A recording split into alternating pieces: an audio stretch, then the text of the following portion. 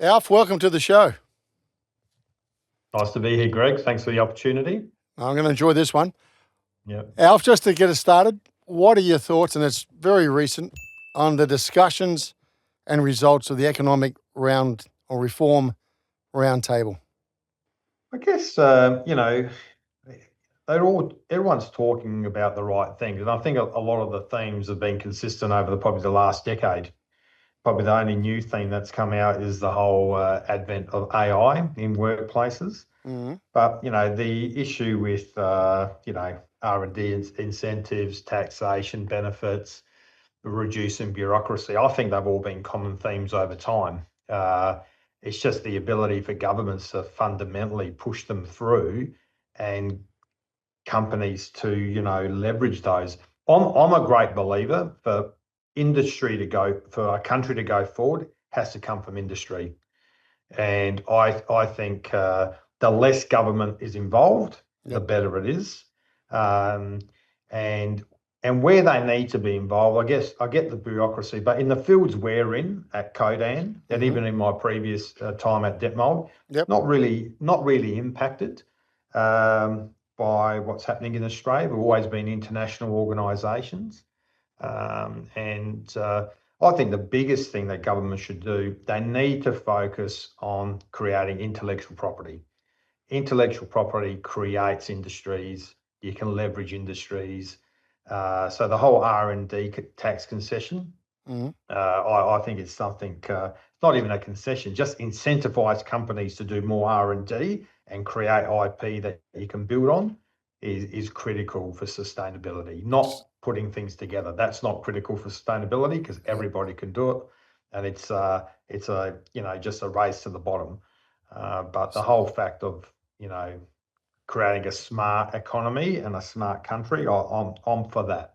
Okay, but is that going to be delivered through tax reform or a review of regulation? Because we're a highly regulated business sector, and based on your experience offshore, I would have thought we're missing some opportunities there, Alf. Yeah, I think it all comes to what you give back to the companies. Let's talk about if it's tax concessions. The more you can give back to an organisation because they're spending time on R&D. I think that's the largest differentiator we see compared to like a US organisation, where they're promoting entrepreneurialism. That there's far more going on to help those companies, create. So it's probably in the Australian Oh, sphere. just on that, Alf. What is going on so that you create in the US? What do you pay in terms of tax, in terms of payroll tax, and antiquated things like that? What's It's far less than we pay here, right? So it's and we're in multiple jurisdictions, but the average is less than you pay in Australia. So as your earnings grow in the US, for us, our taxations come down. As an organisation, it gives you more funds to do other things. And in terms of R&D in the US? R&D, you have access to far more. They're sort of R&D institutions. Throw around a bit more money to actually develop the next generation of product, right? So, and it's very much aligned to either defence or other industries. So a lot of our competitors, the reason they've got a competitive advantage over us, they got significant government funding to develop things that are now used by the DoD. So we're coming from behind there, where you don't really get that here. And secondly, let's be fair, if you did develop something for an industry here, you haven't got the critical mass. That's the fundamental issue with Australia. It's very hard to leverage up because we just haven't got critical mass. So here you might talk about 10 people, there you're talking about 1,000 people. And that critical mass does really help push things through to markets. Have we got the spirit of entrepreneurism? I think we do. I think there's a lot of great Australian organisations. They're just not pointing to the right markets. They get quite nationalised. And if the tech can be leveraged to a larger addressable market overseas, but you'll probably ask me some questions later about my time at Detmold. Great entrepreneur, Rodney Detmold. Created something out of Adelaide, dominated Asia Pacific. So yeah, there's a lot of good thinkers, but you need some courage, to do all that. And I think it becomes harder today than it was probably 20 to 30 years ago. And why is that? Because there's no borders anymore. It's just one open slather. Everybody's sort of on the same playing field with respect to the only things that change are input costs. Yep. But when you got technology involved, we're completely borderless. You could be using resources from around the world to actually get stuff done. So Yep. it's a positive and a negative. Yep. But people can enter your markets as quick as you can enter theirs. Yeah. So yeah. And from based on your experience in the US in terms of the investment going in AI, where do you see that compared to what we're seeing here in Australia? Companies I've spoken to in Australia, I think they're about as early adopters as the US guys. I spent some quality time with, other top ASX businesses, and they're doing some really amazing stuff at an AI leading edge perspective. So I don't think we're behind, but I don't think we're ahead either. I think we're just, in line with other countries. All right, That's my experience anyway. All right. So what do we need? Well, what does the Albanese government need to think about to boost productivity? Because we're not knocking that out of the park. Well, productivity. So, my understanding, there's zero productivity coming out of the public sector. Yep. And all the small productivity comes out of the private sector. I think this working from home initiative that hopefully doesn't get too much traction. That won't help productivity, right? In certain areas it's fine, but when you're trying to innovate, when you're trying to engineer, when you're trying to collaborate, it's hard to do over this medium, right? Yep. Yeah. So I think they need to really watch that. I think they need to also watch the limitations they put on AI as a tool. AI is a productivity tool, right? Mm-hmm. For people to add value. AI, shouldn't be put out there as I'm going to lose my job tool, right? So we should be incentivizing organisations to train their staff, upskill their staff to get more productive, add more value. That's the focus area. The focus area isn't, AI is going to come and you're going to shed 1,000 people. Yeah, rudimentary jobs, 100%, but that's not where the value is. The transaction, that's not where the value. Let's upskill the staff to do other stuff, provide better customer service, do other things. It's the value creation around AI that is powerful. It's not the AI itself. So the laggard in this country is Victoria, and we've got an interesting premier down there espousing certain ideas around working from home. But what are your thoughts around that for that state? And is business going to stick around as a result? Yeah, I think working from home is on a needs basis. Flexibility. Work flexibility is one thing. Mandating working from home is a completely different thing. If people require flexibility and you want to be an employer of choice, provide flexibility, but it shouldn't be mandated. That's my simple view. So can Australia build a competitive advantage, do you think, in high-tech manufacturing or in aerospace or new industries? I don't think so. I think there's just not critical mass to do that unless something unbelievable is generated here. But like I said, a lot of the industries we have here are a smaller scale piece of what already exists in larger markets, right? So we could, we've got some great organisations that do medical devices, but there's a lot of them globally. We do a lot of good stuff in mission critical comms like we do, but there's another 4 or 5 Codans globally.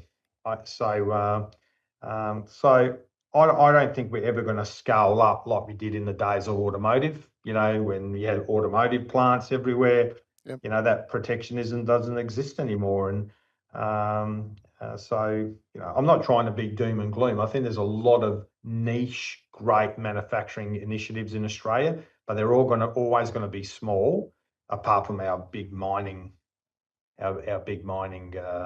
organisations. So what are the niche ones there in that sense, Alf? Well, I think that there's a lot of people doing some good stuff in additive manufacturing, like coatings. I think that's smart, that's transferable. You take us, we do a lot of great stuff in communications and high-end metal detection. That's scalable. Is shipbuilding, a lot of people shipbuild, and I don't want to get into an AUKUS discussion, but I don't know. But that is interesting. But the AUKUS is an interesting one. Is actually outside of the big defence industry companies. Is a small Australian business going to make a buck? I think it's pretty questionable. I think they'll struggle to make a buck. Yeah. So they'll struggle to make a buck. And are they creating intellectual property in creating that buck that then after can go somewhere else? Yeah, right. If you're actually just applying, bodies, I think that's difficult as well. So, but I guess what I'm saying is a lot of good, great ideas here in Australia, but they're always going to be smaller in scale compared to our overseas major market counterparts. So how do you make it overseas then? Because you're running a business which is grown out of its backyard and gone overseas. Yeah, we just transfer. We control the IP and we bring it overseas, and we manufacture. We we can sell our licenses, so we're still getting income for it. But that's because we got smarts. So what is Codan? What is Codan then, Alf? Yeah, so for me, at the highest level, Codan is a creator of IP and commercializer of IP, and we do that in metal and gold detection, and we do that in communications, at the highest level. So we've been able to, transfer our technology, and we get a lot of product manufactured out of Malaysia for the baseline products, not our military grade products. Mm-hmm. So again, very niche manufacturing in Australia, very niche manufacturing in the US and Canada, very niche manufacturing in the UK, all sort of a theme of critical comms or military. But we're transferring our intellectual property to all these parts around the world, and then we can either outsource the manufacturer if we haven't got scale, or we make it ourselves. Okay. So, not going to be taken out when you want big giant overseas? Not where we are today. I think when I first started and the share price collapsed and we were under $1 billion, I think there was a lot of defensive strategies going on. Yeah. I think today we're sitting at around $5.5 billion, so it's a bit difficult to take out. I'm not saying you can't, but the way we're structured, we're sort of three businesses in one with critical comms, tactical comms, and metal detection. Mm-hmm. So it's pretty unique for someone to want that sort of subset, unless someone came in and split it up and the sum of the parts create more value, or the dispersion of the parts create more value. All right. So how long ago did you start there? Started 2022, right at the beginning of the year. So I'm coming up to close to 4 years. What did you walk into? First couple of months was pretty good, and then I walked into a Sudan civil war, and our gold price, our gold sales collapsed. Sudan was our largest gold market of $100 million a year, and that collapsed, and the share price collapsed accordingly. But back then, Codan was predominantly a metal detection company, Mine Lab, 80% of the revenue, 80% of the profits. Today, comms is 60% of our revenue and probably 45% of the profit. So it's a very different organisation, predominantly through acquisitions.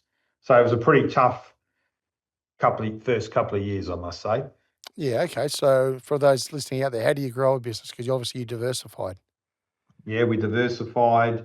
We focused on revenue quality and customer type. Yep. So we really focused on pushing and pointing the business to markets that had significant growth around it. So we call it addressable market. Mm-hmm. We were pointing the businesses to addressable markets where we had a small market share, but potentially could grow by double digits. So that's really at a macro level.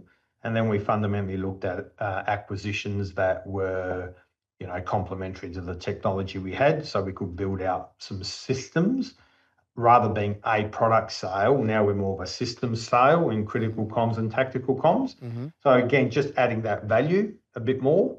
and actually selling more to the developed world, which is more Northern Hemisphere, where Minelab predominantly sold into Africa, right? Yeah. So, and then our tactical comms division with HF predominantly sold into Africa and Afghanistan. So, they're all very volatile markets. So, again, for the listening audience, what does critical comms actually mean and tactical comms actually mean, Alf? Yeah, so tactical comms, we talk about creating situational awareness really in defence, high frequency communication equipment or software defined radios that either are on a soldier as a dismounted solution. So the soldier gets information and he can understand what's happening around him, and he can also communicate back to headquarters, or you could put that software defined radio in a drone. So, and that provides a whole ecosystem between drone, soldier, backhauling of information with HF. And with critical comms, we do command and control centers for 911. So we provide the hardware and software solutions for 911 call centers. But you can also use that technology to manage airports, airlines, trams, utilities. So anything where you need to manage multiple types of resources in a very critical way, that's critical communications. This is all out of Adelaide? No, the only things out of Adelaide are Minelab and HF. So we still have 250 people in Adelaide and 750 people overseas. The critical comms division is headquartered out of Seattle, and the tactical comms out of Southampton. You're an Adelaide boy? I am, born and bred. And what did Mum and Dad do? Mum and Dad came out from Italy, hence the non-Anglo name. So my parents came out in the 60s. Mum was a chef and Dad worked at Holden, and on the weekends, like most ethnics at the time, worked multiple jobs, and he was a roof plumber. So, I grew up in a suburb called Payneham. Not many Aussies back then in Payneham, so it was literally Little Italy, to be fair. Still fairly much connected to that area in Adelaide. And that was during the days when you said Holden was in full manufacture, was it? Correct, Holden, Chrysler, and we didn't have Ford. We had Holden and Chrysler, I think. Yeah. And what the old man work on the manufacturing floor, or what was he doing there? Yeah, he worked on the manufacturing floor, but he did most of his work with roof plumbing, and that's where he sort of got along in life. All right, and you ended up studying Bachelor of Engineering, electronic I engineering. did, yeah, fairly much by fluke, to be fair, because my brother-in-law was an electronic engineer, and I thought it sounded like a good idea, and I did it. And it's worked out for me, to be fair. I've probably got that bent, quite analytical, quite focused. So I did that in Adelaide as well. Okay. And were you a half decent soccer player as well, were you? Yeah, not too bad. Or if I'm telling the story, I'll say I wasn't too bad, but I was quite fortunate to play for a team called Adelaide City Juventus at the time, and actually really it's probably a key reason on the way I go about things today. Very successful club, very demanding at training. Played for South Australia from a little kid to right to the Opens. So sport's been a big part of my life over the years. What position did you play in the field? I played centre half because I was probably the tallest bloke there. Yeah, right. Okay. Great spot. Yeah. No, it was good. It was good fun. Okay, so what did you learn a lot about around discipline and and holding people accountable, I assume? Yeah, well, most of the teams I was in, I was a captain, so I learned how to sort of leadership and hold people accountable, but also teamwork, right? Yep. And also, we're a very successful club, a very successful team, and I learned on how to also continue to win, that culture of winning, never give up, trust your mates, trust your teamwork, your methods. It was fantastic. So what is the culture of winning, Alf? How do you establish that? Like you said, if you had to probably bring it into Codan, you probably had to bring it throughout other organisations you've worked in and we're going to go through your career pretty soon, and it's a pretty stellar career, and you're given some big opportunities at a young age. So how'd you do that? Well, you take a sporting team. What's winning? Winning the premiership and being consistent all year, right? What's business? Setting a budget and being consistent all year and achieving it, right? And you just got to ensure you have enough faith in your skills, either as a player or as a professional, to get you through, right? You need to have resilience. It's not always good, and when it's not good, you've got to play yourself back into the game. And when it's fantastic, you absolutely punish your opponent. That's what I love the most. If you're up 5-0, it should be 10. If it's 10, it should be 15. And that's the same thing with work.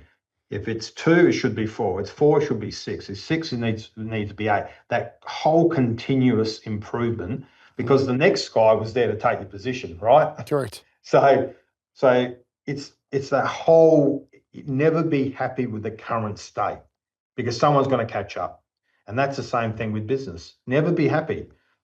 People should never tell you that the return should be 5. No, actually, it is 5 today, but it should be 10 tomorrow, right? So that's the philosophy I've always had, and a lot of it's come through my sporting background. And how do you get the best out of your teammates then? Well, you share. No, because sport's different. Sometimes you go to sport, I want to play, I want to be the best. Not everybody wants to be the best at work. Yeah. I think the demonstration of outcomes is critical. If you're achieving as a group, it is a fantastic feeling, right? One good thing you learn about sport is very clear and robust feedback in real time. So you don't sort of wait. You're just continuously providing feedback probably in the professional sector, it's probably a bit more professionally done. But I think that's the important, winning together, and also having the willingness to do. I think that's the key thing when I come to work. Everyone's got a willingness, right, to do things to improve Codan. I think if you can push that willingness through the human, because most humans want to do the right thing, right? Yeah. If you can push that willingness through, that improvement. So I think the penny all dropped here, because when I came here, I probably tried to establish a few things that are a bit out of the norm, but the penny dropped when we started moving up the indexes and the market cap increased and the share price increased. People could understand that what we were doing was resonating with the market. Mm-hmm. And then all of a sudden they understood it was the right thing, right? So it takes time. You got to build trust, Greg. That's always takes time. And trust is usually built through demonstrable actions, I would suggest. Yeah. Right? So it just takes time. And Alf, how do you determine if they've got the willingness or not? Well, you determine that pretty quickly. Yeah, how long do you give them? I think you give people 6 months, 9 months. I'm not a toe cutter. No. No, not at all. I think you give number one thing as a manager, your job is to make that person successful. And if it doesn't work out, you need to sit there and say to yourself, I gave 110% and I can't give any more, right? And your job as a manager, if someone is working for you today and they decide to leave, they are much better than they were before they started with you. So that's my view. So I'm all for rolling up my sleeves and even doing 25% of a job of somebody to make them successful. And at a point in time, if they haven't got the capability or the capacity, it shows, and it's usually mutual at the end, because you're running at a pace that they're not. So what's the difference between being a manager and a leader then, Alf? I think a leader shows them what good is, what great is, right? Yeah, and sometimes you need to roll your sleeves up and be a bit of a manager in that case and say, listen, this is how I would do it. This is how I would think about it, right? Yeah. So I'm happy to traverse the manager leader thing, and it's completely at a as needs basis. Okay, all right. Yep. So you're growing up in Adelaide, you're playing good footy, and your career starts, does it? And you actually had a BAE.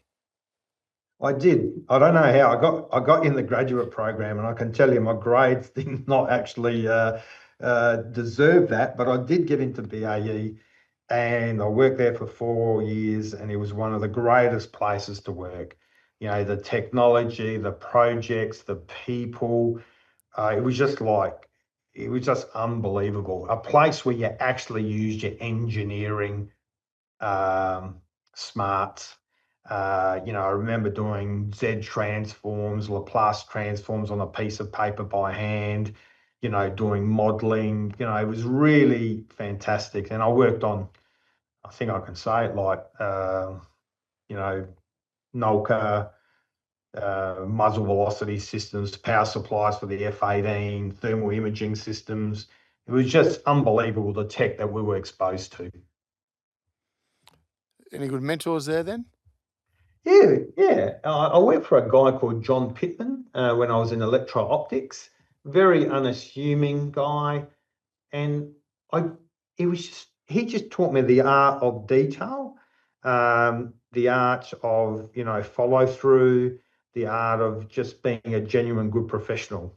And he was probably the first guy. I had others before that, but in the electro-optics division, he was just a good guy, and I learned a lot of him then. Okay. And what about the next group where you started getting your management career underway?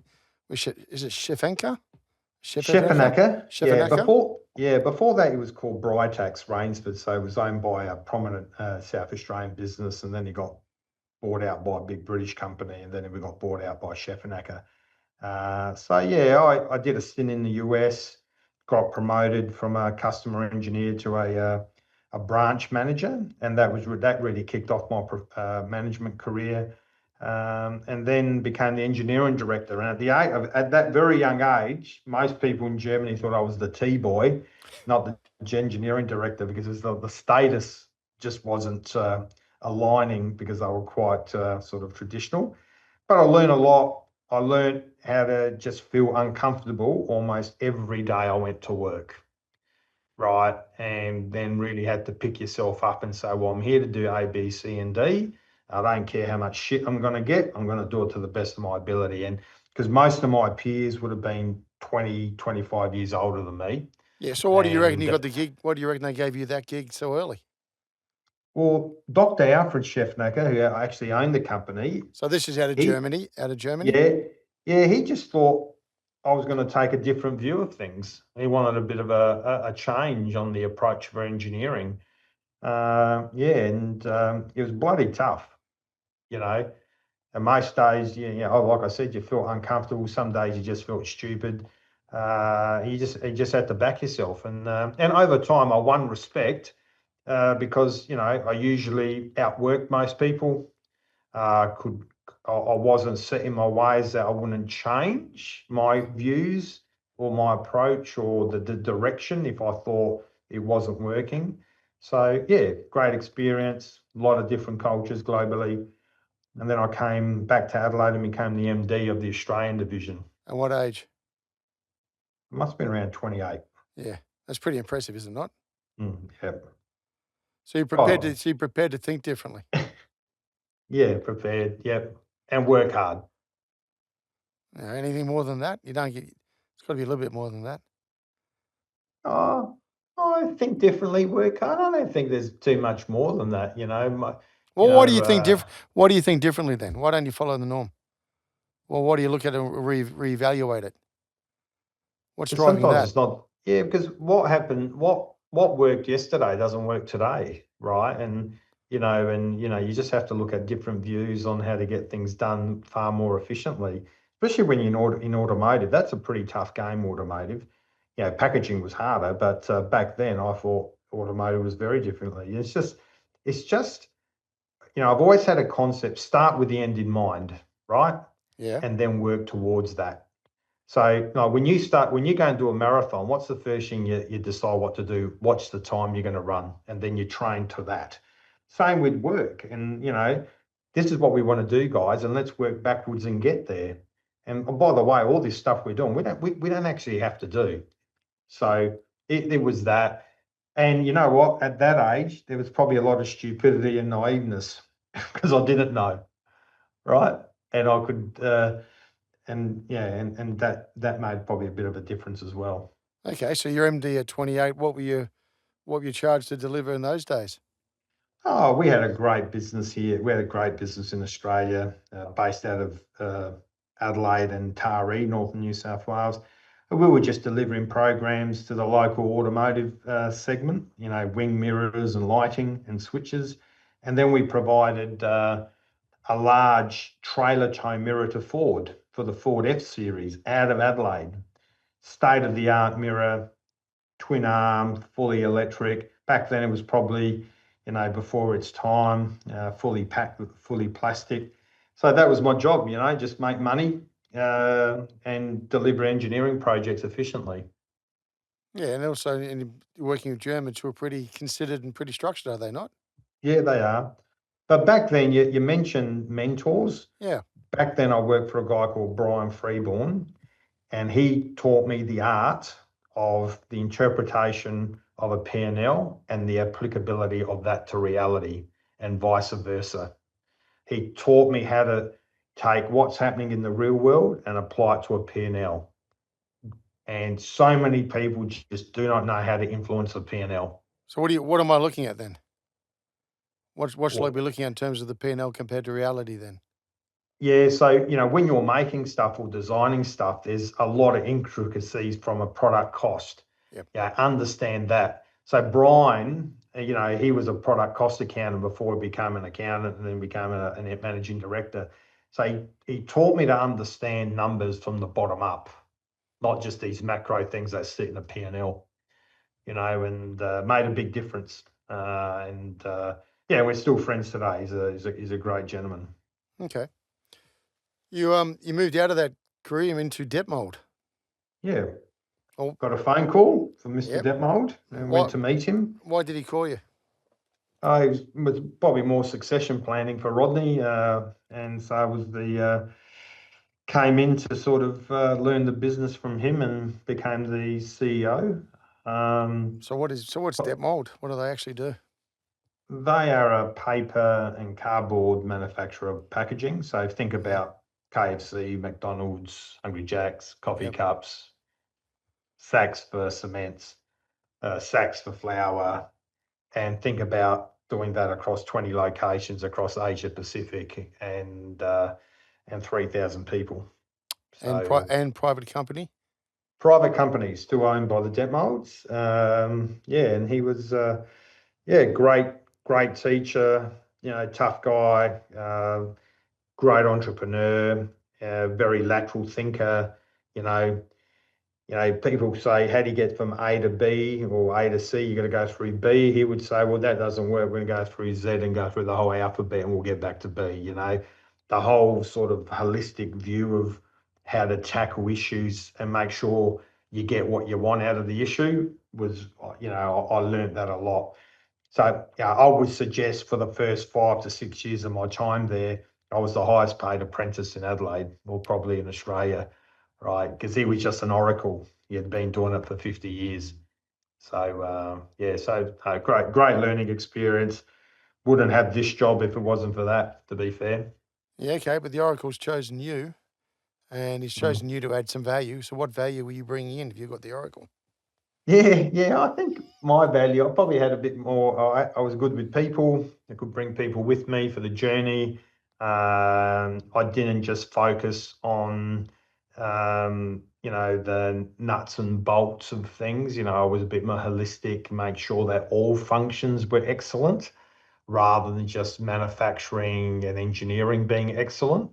Well, I think with some businesses, that are privately owned, they gravitate to what the skill sets of the owners are, and how it was created. Where I like all the functions that we have as an organisation to be good or excellent. Mm-hmm. So I guess that's what I bought. We had some pretty. I bought some strategic, you know, documentation and mapping. Entrepreneurs aren't that good in detailing a strategy and pushing it through the organisation and communicating it. So, I spent a bit of time doing that as well. So, Alf, when you first go to a company, so this is your, see a big role here, and you're working with, I say, as you say, the Oracle. who could breathe all over you as well, I suspect. So Yeah. you got to sort that out between yourselves. Yeah. What's your first 60, 90, 180 days look like? Like for anyone coming into a new role of a senior role, how do you go about it? What are you looking for? What are you listening to? What are you aiming to achieve in that period of time? What milestones are you setting yourself? Like, do you have a very structured plan to get the outcome? Yeah. I would say 30 days. I'm just observing on where I can add value, and I'm also observing where I can apply my knowledge. Now, I use the word apply, Yep. not copy my knowledge. A lot of people come in and say, well, that's how I used to do it over there. Well, big deal. I come in and apply. This is how I did it over there. It actually worked, but its applicability here looks like this. So, sort of just listen, look at capability gaps as well. That's really important. What's working, what's not working, who's not working. And then slowly build through that. I probably wouldn't put down an improvement plan probably until after 90 days that I'm in a joint, unless it's a total catastrophe and you've got the banks breathing down your neck. But if you've got time, take the time, right? So that's how I usually go about it. Okay. Changed, and you're a pretty quick judge of person? I think I'm a pretty quick judge of a person. Yeah. Okay. Yeah. Yeah, I don't tolerate fools and lazy people too easily. Okay. Well, so you're walking to an environment which is family owned. Yeah. Are you changing the culture? Because doesn't the culture start from the CEO?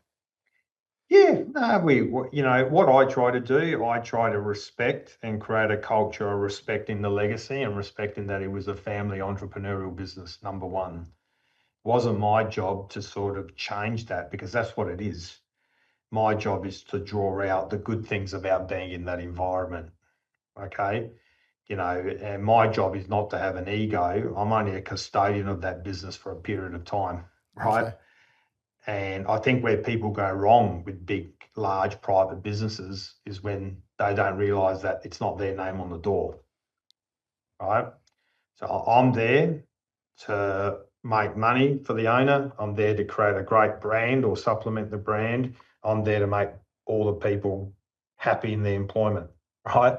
And it's not always beers and Skittles, but fundamentally, you're there to harness the good things about being a private business.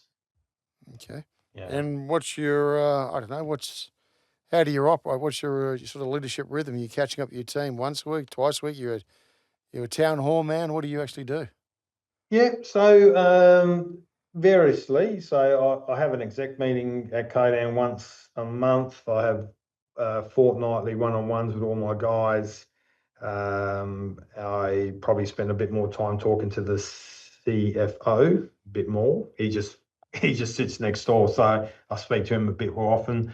Then I have senior leadership meetings like 4 times a year. Anyone who reports to an exec, we have 4 forums a year, and then I have a couple of larger forums for all the staff. If I'm on a site globally, I always have a town hall. That goes without saying. So comms is a good thing, a big thing. We actually do COE blasts where, I'll talk to the camera for a bit and that goes out to the masses at certain times. Yeah. What do you learn from your people? You learn what's working and what's not working, where the issues are. You learn a lot about the customer base that you're dealing with because it's quite diverse at Codan. And sometimes you understand also when you go down a few levels what's not permeating down from what you're saying, if there's any disconnects. Yeah, I'm a big traveller, so I spend a lot of time with the staff globally. So, I don't know everyone by name, but, I can easily walk into a place and say hello and have a general chat with people. So, yeah, That's I part of think that's important. that's your Yeah. approach, is it? Yeah. Okay. 14 years at Detmold. So let's talk us through Detmold. You've walked in there. You got the role. Where was Detmold at, and where was it when you left? Well, it was a major player in packaging in Australia and APAC. Probably left it probably 5 or 6 times larger, product costs down, efficiencies up, good brand, employer of choice. Had a very good COVID period when we introduced a mask factory in not just a mask factory, the largest mask factory in the Southern Hemisphere during COVID. So that's, left learning a lot, and I thought I gave back a lot as well. Okay, so you're playing it pretty humble there. So let's go through that again. So what was the multiple you said you delivered on? 5 times? Oh, that was the revenue. So because it's a private business, you don't really talk about the revenue numbers, but it was far larger when I left than when I started, to be fair. Okay, how do you do that? It's just, we got competitive in our products, right? We got aggressive with our sales, go to market. We had a good brand, quality, service, efficiency was the catch cry. And that came from Rodney. Rodney said, if you haven't got the stock, you can't sell it, right? So it was a very, very corporatized way on how to run the business, but we focused on some very basic measures that ensured that the customer was always happy. So we would do everything for the customer compared to some of our large corporate competitors. So, and that made a difference. Like what? Like what? Delivery. What's the standout right? compared to the competition? We would turn the factory upside down to deliver outside of lead times, right? We were competitively priced. A lot of our competitors, one was private, one was listed. They were always protecting, profit margins, and so we could hold extra stock. We could do things a little bit more entrepreneurial, and we grew. We sat on the McDonald's Packaging Council for McDonald's globally. One of 6 suppliers. So we were well renowned as just good packaging people. A key point, we created an R&D centre for packaging, which was a bit unusual at the time, called Launchpad. And we did that just after the financial crisis. Yep. Most people thought we were nutters, but all of a sudden we shortened the R&D and the product development from a month to a day, because you come in, we could actually do all the samples and you can walk out with your sample set. So we did a lot of things, but at the core of it, customer centricity was very, very high. Thanks for watching the No Limitations podcast, brought to you by Blenheim Partners, board and executive search firm. As a trusted advisor, we work with Australian listed groups, multinational corporations, large private companies, and social impact organisations on their most critical people choices to drive change, prepare for growth, and outperform their peers. To learn more about Blenheim Partners and executive search, visit our website, blenheimpartners.com. And now, back to the show. So talk us through customer engagement. How did you measure that? And what did you learn from your customers? And how do you respond to your customers? The best measure you had was that you gave them their product when they wanted their product in full, with the right quality at the right price, right? And then they were always happy. When you walked into a review, you're not having a review because you missed delivery or you had a quality issue or your price is out. They're always going to knock you around on price. I get that. But having that forward-looking approach on innovation in your product meant you could hit price targets in the future. So you could actually design for that or negotiate for that with your supply base. And then this whole just listening to them, what's their pain point, especially when you're actually supplying sort of large FMCG companies. Yep. If the line goes down, that's not a good day for them. Yep. So they just want reliability. You said you're going to do this, just do it, right? No different than the game we're in now. You said you're going to do these sales and this profit, just do it. Be consistent in your approach. There's nothing radical in what we were doing at Detmold. We were just consistent in our approach. So what's innovation then? It's because the word's bantied around non-stop here in Australia. Yep. Right. So what you guys must have done something, like you said, you get that multiple you talked about. You've done your R&D, but was it an innovative mindset when you walked in, or did that change dramatically, or how did you spark it? Like you've already said earlier in your career in Germany, for goodness sake, you're thinking laterally to the Germans in engineering, which I think is pretty interesting itself. So what's innovation for me? Used to take you 7 days to do a quote. Now it takes you an hour. That's innovative. Customers happy. What's innovative for me? We're using different substrates that are far more easy to run on the machine, and it creates a far better product for the customer, and it's cheaper. That's innovation. That means you've got a process to facilitate that. Developing your people a little bit differently, give them exposure. That's innovation. Making them think differently. The way you use your capital. You can be innovative that way. So innovation for me is just everything you do and just do it better. If there's a magic wand, I'd love to see it, but I don't think it exists when it comes to innovation. It's just do things a little bit differently and quickly. Yeah, okay, quickly as well. How do you get your people to think differently? Allow them to stuff up. Okay. Don't always jump down their throat if they stuff up. Right? People believe that they can go about their business and try things without being questioned, right? I think that's a good environment to have people, make sure people feel supported. Now, listen, I say that, but if I go back to my early days at Chef Nacker and Detmold, I wouldn't have been like that. These are things that I've learned over time. I was far more probably tougher on deliverables, and I still am, but I think my style's changed a bit. Creativity, you got that in you? Yeah, at times. I reckon you got plenty of it. At times. Doesn't come out. I reckon you got plenty of it. So you worked in the innovation, you worked in the R&D, and the people have just wanted to step up as a result? Yeah, I think so. I think people just enjoyed it. People, you get a buzz releasing new products. You get a buzz, making things go quicker. You get a buzz when your customer's happy. It's yeah. So what do we? yeah. Then what have we got in terms of manufacturing skill set in Australia then, Alf? Have we got plenty or not?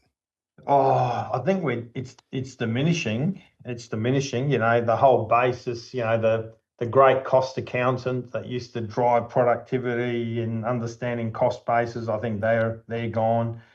We're just doing the rudimentary stuff. And the high end stuff is still niche. It's not like you're going to go out and employ 2,000 people to do something. So it's especially in Adelaide. I can't talk about what's happening in Melbourne and Sydney, but our manufacturing sector here is quite down. Yeah, and I think once you lose it, it doesn't come back. I think you and I covered that a bit earlier. Yeah. If you look at the car industry. Yeah. What were the lessons from that? Paying people too much. It's just competitiveness. No one's going to tolerate, $70 an hour back then on the line, right? So no one tolerates that because it's just uncompetitive. So sooner or later, you can't. It's got to be open slather. So if you're designing something here, the price has got to be market relative to your market and relative to the competition. So people can tolerate some level of increase because it's here, because of lead time and stuff. But they're not going to tolerate huge discrepancies, and you can't subsidise. If you can't stand on your own 2 feet, what kind of industry have you got? Okay, so can we be competitive as a nation? I think you can, but you need to do it. Like I said, you've got to walk in and say, what's competitive look like for this market segment? How should we do it? Right? And then you've got to decide whether you can or not. So I think it's very dependent of the segments you're in. Some we're going to be super competitive. Some where this is a high labour component, even the capital you throw at it won't work. So you just got to be mindful of what you're going at. And some things you just can't bring in from overseas. So then you probably got some buffer there. But even when you've got the buffer, you've got to make sure you're doing it competitively and making sure you're extracting the right efficiencies out of that and margins. You don't want to rip people off. Okay, so why was Detmold competitive? Because we had to be, because all of our competitors came in from China and India, and the competition was coming in from all over the world. So you had to be competitive. Yeah, okay, so what do you do about it? So you pull the troops in and say, right, you're going to cut costs and bleed everything to death, and you're going to blow your business apart and destroy your No, we culture as a invested in result. So how good do you go about it? equipment. We invested in good equipment, had very high-end operators that were trained. They were well remunerated, but not excessively remunerated. We effectively worked with our union partners to not to be destructive and understand that Detmold was a good place for people to work. And then we procured very well. So we understood our input costs to the decimal point. So we always made sure we managed the cost inputs well. So it can be done. And because we had a good brand and our service was good and as our quality was good, we could ask the customer for a premium at times, right? So instead of waiting 6 months for product, they got it in 4 weeks. Yeah, okay. They're the differentials. And the relationships with the unions? Oh, they wax and wane, don't they? I don't know. You're telling the story. What happens? Yeah, I'll tell you, they wax and wane. Sometimes they're fantastic and sometimes they're not fantastic, All right? right. You just got to learn to work with them, right? And So what's the art there? I think the fundamental thing is the art is that the people that work for you need to understand that you are a good employer. And at the end of the day, you make the decisions on who you employ, when you employ them, and where you employ them, because we got factories everywhere. So, and I'm saying that from that lens, there's probably a lot of employers that haven't done the right thing, and unionism is a great thing, right? So I'm only coming at it from one lens, and yeah, so you just gotta work with them as partners, and you got to hold your ground at times. Okay. You also worked through COVID, and you did a pretty remarkable job, didn't you? Yeah, I think the company did a great job in bringing people together, and we spent the capital wisely, brought a lot of equipment in from overseas, set it up quickly. So we did it. We set it up in 18 weeks. Had to set up the whole testing facilities in Australia because that didn't exist Oh, anymore. hold it. Come on, tell us the story here. What's the full story? This is a big sidestep how you did this business, isn't it? Yeah, we got a phone call from the local government said, "Can you make a mask?" So And the we South said Australian no. government, right? Yeah. Okay. Then they rang up again, say, "Can you make a mask?" No, our equipment doesn't do that. Then China opened up. We have an engineering center in China. We got access to equipment that could make masks, brought the equipment here, retrofitted it for Australian standards, set up a huge fat facility, which was a warehouse, but we actually made it into a large clean room. So a lot of South Australian businesses came in and helped. Fantastic. You talk about collaboration and government, industry, small players all working together for a common cause. It was absolutely amazing. And then we started making masks, and you had to test the masks. So we had to create 3 test centres to triangulate the results. Unbelievable. What you talk about engineering, how difficult these masks are. Masks are still being used in the South Australian health system. So we've got a local contract with SA, and then we've got a government contract with the Commonwealth. Yeah, so one of the best experiences I've had in my professional career, that project. So that went from what? A phone call to production in how long? 18 weeks, Of high quality. high quality, yeah. And And the you factory's and still you here. guys had never done it before. Nothing, no. Had to set up supply chains, flying stuff from around the world. It was truly amazing. But the collaboration between the government and industry that I saw then was truly amazing. At a state level, federal level, it was great. Yeah, what'd you learn from all that? Common cause. Common cause. People knew they needed the product. It was obviously in people's well-being at stake, but that was fundamentally it. things were moving quickly.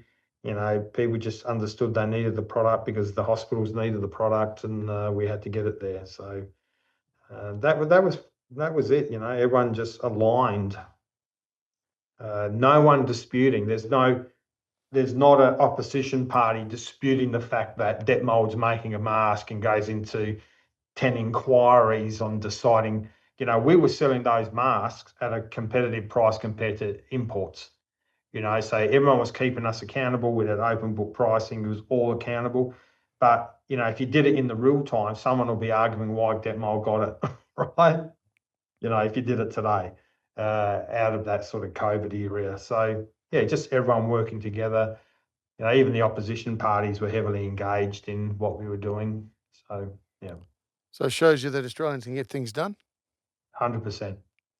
Yeah. Are we a bit over too reliant then on offshore production? I think in some of those areas, I think we are. And that during COVID, what came out, the TGA found out that 400 of these 800, something like that, of mask imports, the masks didn't meet the requirement. So you think to yourself, if it's so critical, there are certain things that require sovereign capability. And I think when it comes to sort of medical masks, maybe that could be one.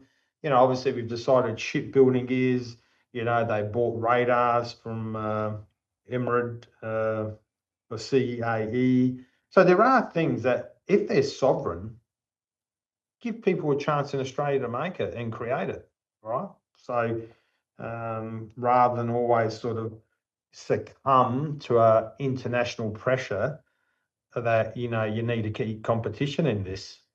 So now listen, I'm not a Trump supporter, but some of the things he's done, he's done for the best interest of his country. Yep. And some make sense and some don't. But at least he's having the courage on the international stage to make a decision. Something we could learn from, you think? I think so. Yeah, I agree. Why did you leave Detmold? 14 years is a long time. I really always wanted to run an ASX business. I wanted to prove to myself that I still had some skills that I could transfer to a new business and do a good job there.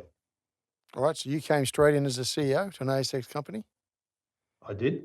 All right, and all the advice you get that it's so much more difficult to be a CEO of an ASX company versus a private company. Is it or isn't it? I don't think running the business is more difficult. I think the expectations are far more public and hence makes it difficult.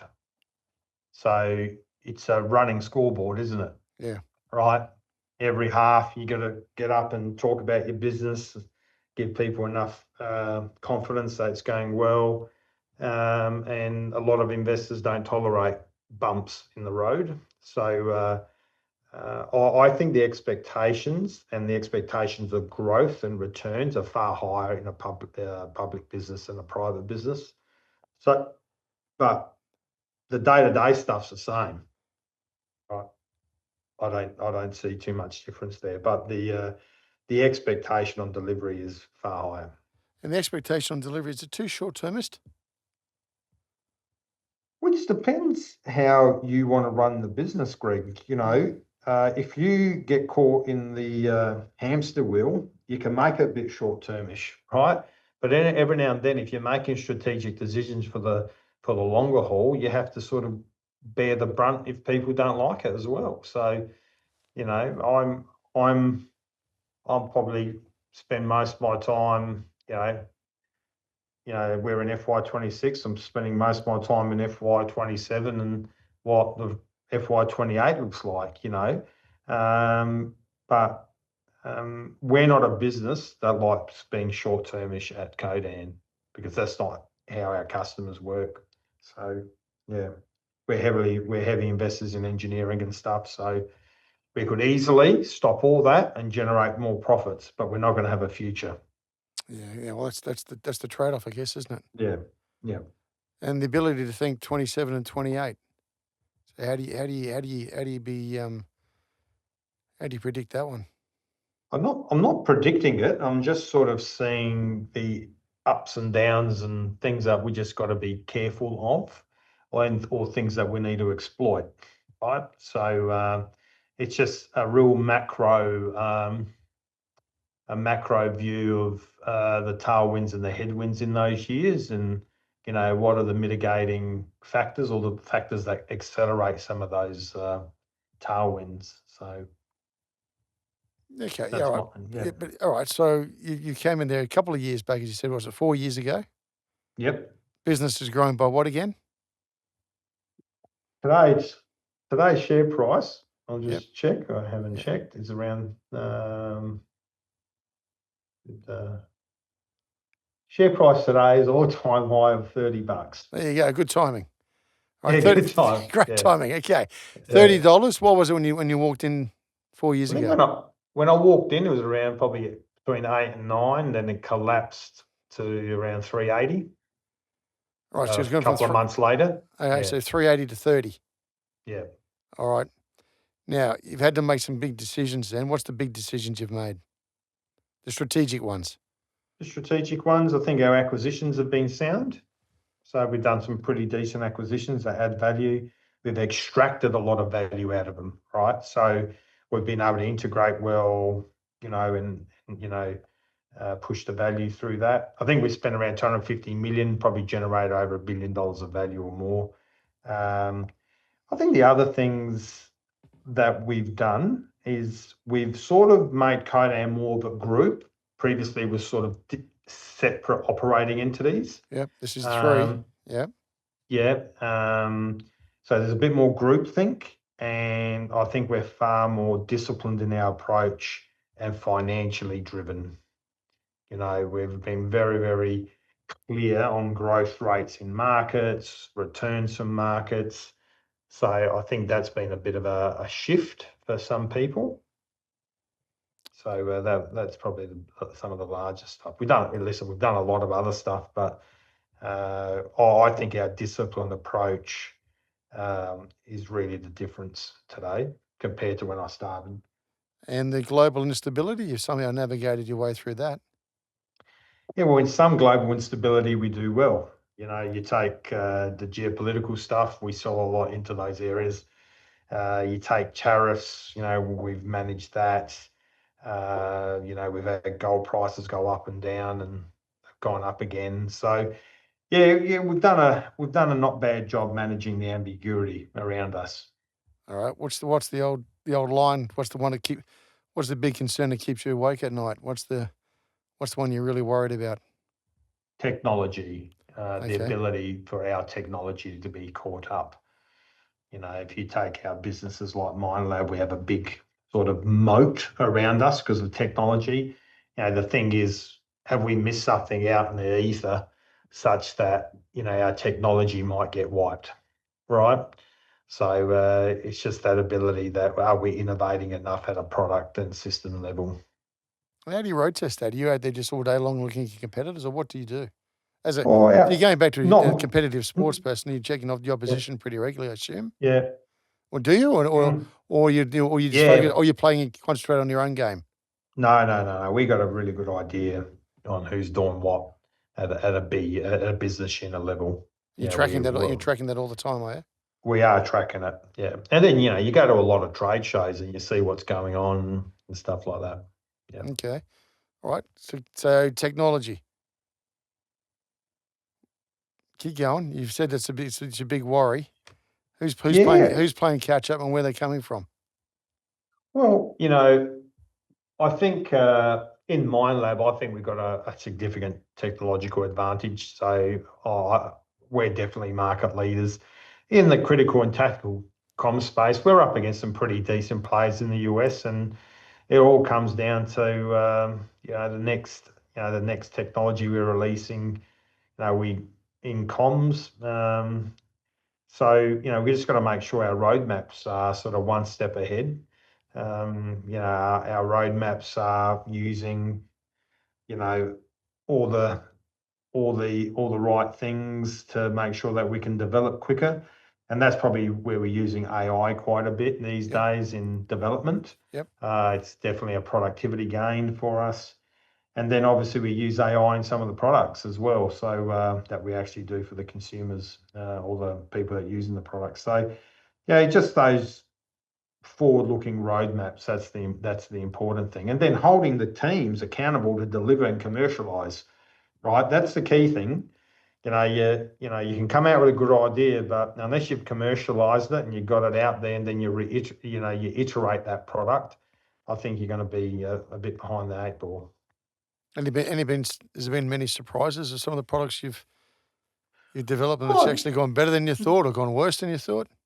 I think I've always been surprised how many people buy a gold detector. I'm amazed, right? The fascination of artisanal miners around the world to buy this thing, because these things cost the high end costs around 15 grand. They're not cheap. Yeah, right. Right. Yeah. So and the low end for a gold detector costs over $1,000. So they're not cheap, and people buy them because they can find gold and make a living. So, no, I haven't been. That's probably the only thing that surprised me more so. So there's a consistent theme with you, Alf. Everywhere you go, the business has grown. That is true. I think one thing I like to say about the tech, we transformed a lot of these divisions from being engineering companies to market-led companies. What does that mean? Very different. What does that mean? Well, we're looking at the products from the eyes of the consumer or the customer. We're not sort of creating the product and then telling the market to buy it. So we're very much market led. The three guys that run each of the divisions, they're sales guys. So they're fascinated by selling and understanding the customer. So Codan, we've had a growth agenda. I haven't hacked into the costs. We've kept the costs honest, but it's been a place where we've invested appropriately and we've continued to grow. Can you keep it at the same run rate? As you get bigger, it gets harder because the numbers get bigger, right? Yeah. At the moment, we're doing it. We just have to. You know what amazes me, Greg? If you actually create the norm that's the bandwidth, the band you have to grow, people get used to it, right? So if you have to grow by, and it's out there in the market by 10 to 15%, all the systems preceding that need to fuel 10 to 15%.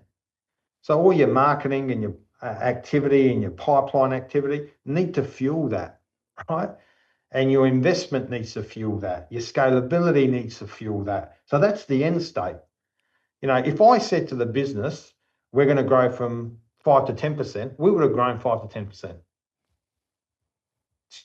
That's amazing. People are just amazing. If you actually corral them right and you give them the vision, most people run hard at it.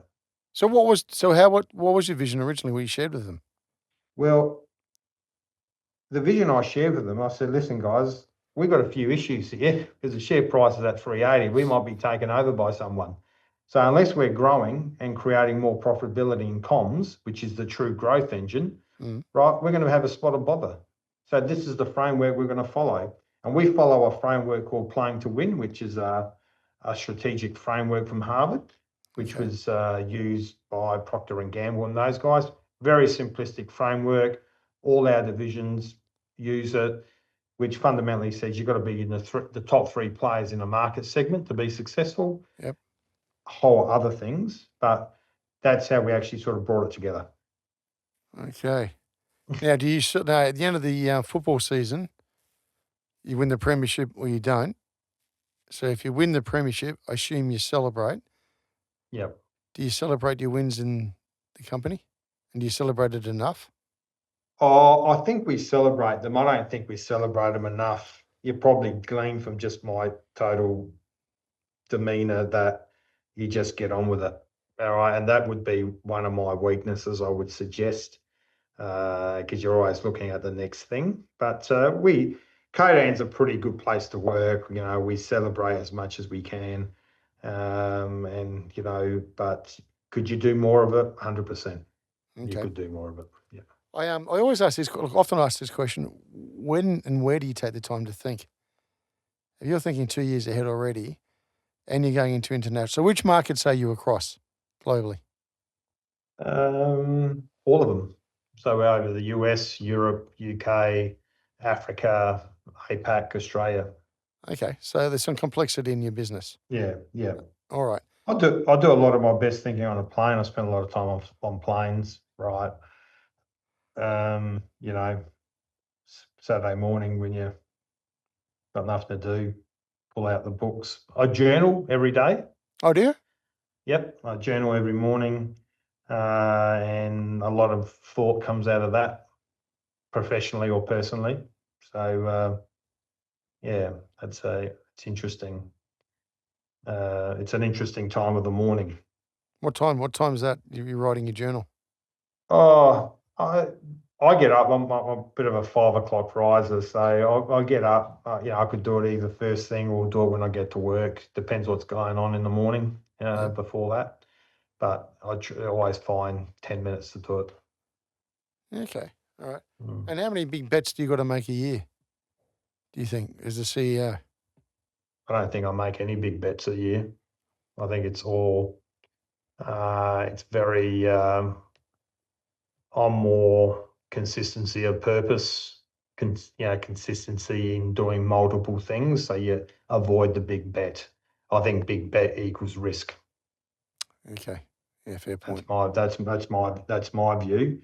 If you're doing a big bet on something, listen, an acquisition could be big bet, but not the ones that we've been doing.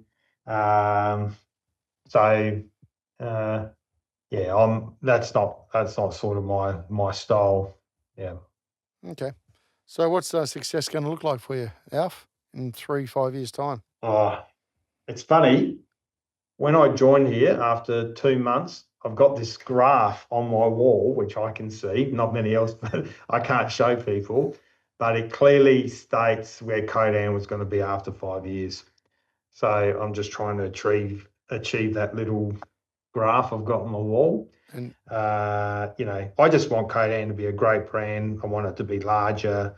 I think having critical mass from a market cap perspective gives you great flexibility with capital. So that's the key thing. And those 3 divisions, if they can be market leaders or in the top 3 globally, I think that'll be fantastic. Created a great, if we, we've got a good exec team, making sure that's ready to go for another 5 years. That's important. You need consistency at leadership levels. So that's what success looks like to me. Yeah. And what are you going to focus on in terms of being a leader in the next few years? Anything going to change in style or approach or preparation? I'm just going to spend more time on my leadership team to make sure that out of that group of people, there's the next CEO of Codan at a point in time. I think that's the important thing, and make them successful. And if they got a future with Codan, or if they might be a CEO somewhere else, that's a great feather in someone's cap. Okay. Yeah. And in terms of your own personal development as a leader, where are you going to spend your time? Well, I think I've done like the Wharton course in the States and all that sort of stuff. So I think some continuing education is important. I really think where leaders spend their time more today is getting a lot more out of their human capital, right? What are the different techniques, you can get to really get more out of your people, make them feel better about what they do. That sort of approach probably excites me more. And really educating them on what good or great looks like and what they should be chasing. I think that's really important. So what's changed from the days in Germany to today then? And how you operate and lead? Yeah, because when I did a lot of my management in the US, I thought being a head kicker was the right thing, right? Yeah, But it's probably not, right? And then probably my early days at Detmold, some of my sprays would have been legendary, but I probably would end up on the front page of the AFR today. But So there's it's your external environment changes, and plus you're older, you're a bit more comfortable in your skin, I would say, and I think that's where I'm at today. I've got 4 kids. You can have a good banter with them. None of my mates, are in the sectors I'm in. We catch up at the bar on a Friday night and where we grew up. So no one knows what you're doing for a living, which is great. So you haven't got that sort of external rubbish to worry about. Back to home. What's Adelaide got to do to start getting some decent business down there? You need a few more Codans, I think. You need companies of size.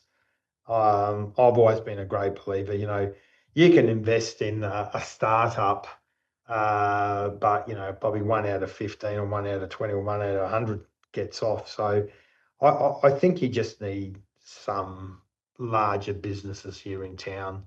But hold up. But why am I going to make the move out of Sydney or out of Melbourne to go to Adelaide? Are you guys offering me any incentive to do it? Oh, just the lifestyle is an incentive enough, Greg. It's a great lifestyle, great education. Housing isn't cheap anymore, so that's a bit of a deterrent for most people.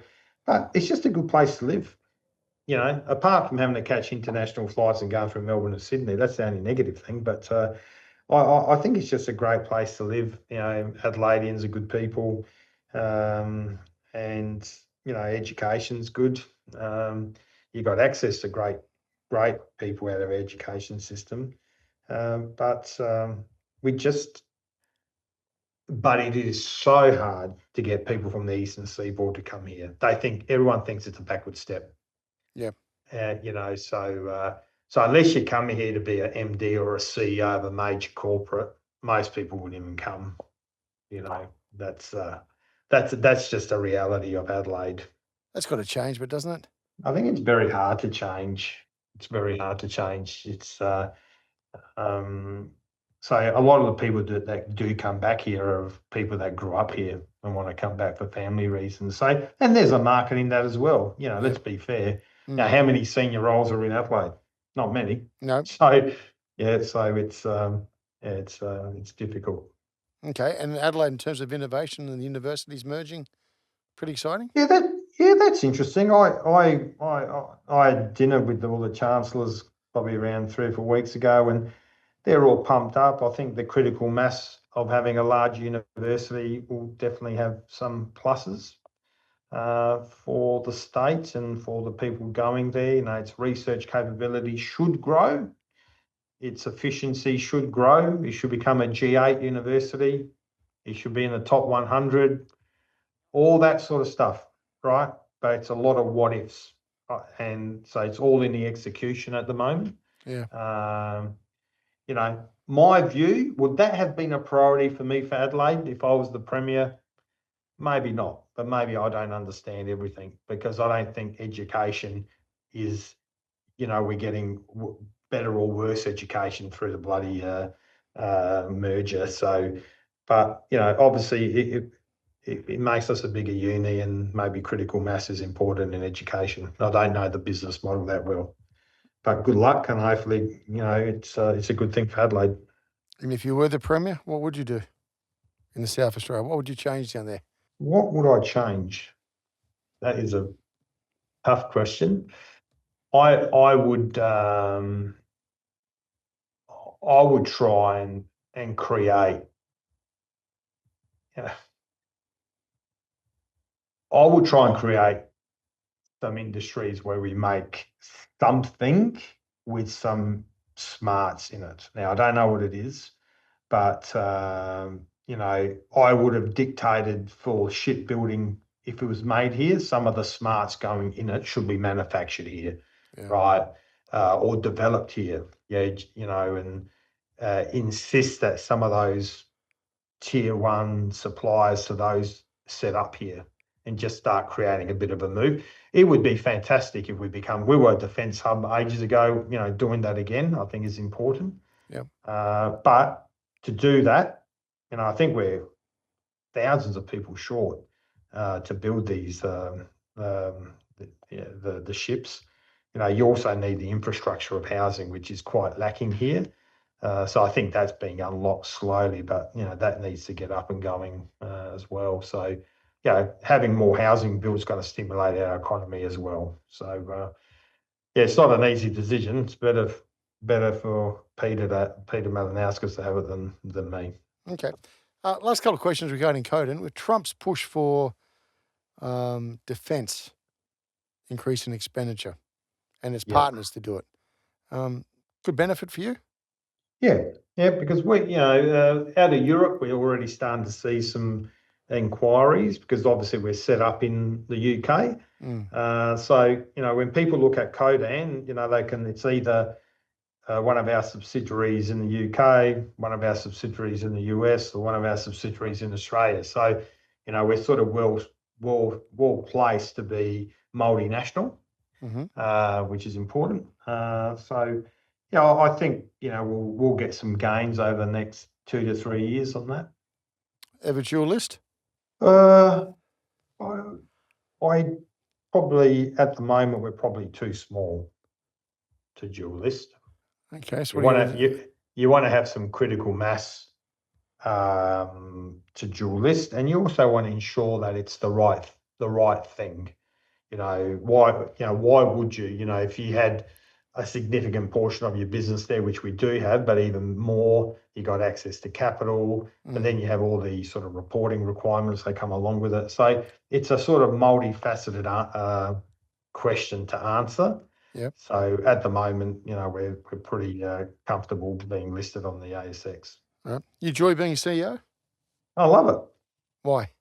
I love leading people. I love being accountable for all things that need to happen in an organisation. I love improving things, So I love it. I don't. I think it's a real privilege to be a CEO. So if I'm going to look at the ASX in 4 or 5 years' time, where's Codan going to be sitting? Oh, geez, I like to see it, in the hundreds somewhere, larger, bigger, dominant player. You reckon you'll crack the 100?